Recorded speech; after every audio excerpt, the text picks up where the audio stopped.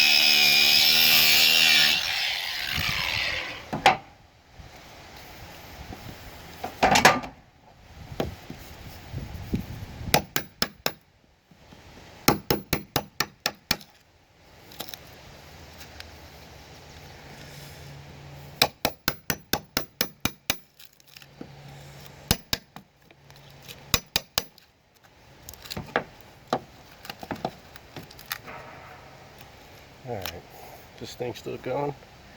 It is. So, you can see I've cleared up a couple layers here. I don't want to go too far because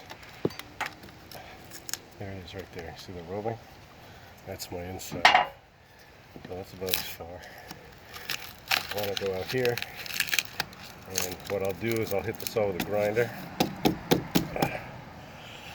Fair it out a bit and put some glass filler to smooth it out so the new fiber will stick to it.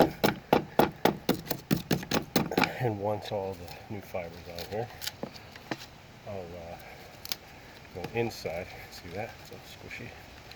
I'll go inside and get rid of this what's left and put new fiber inside. So I'm probably running out of tape at this point. If you've made it this far, go ahead and like,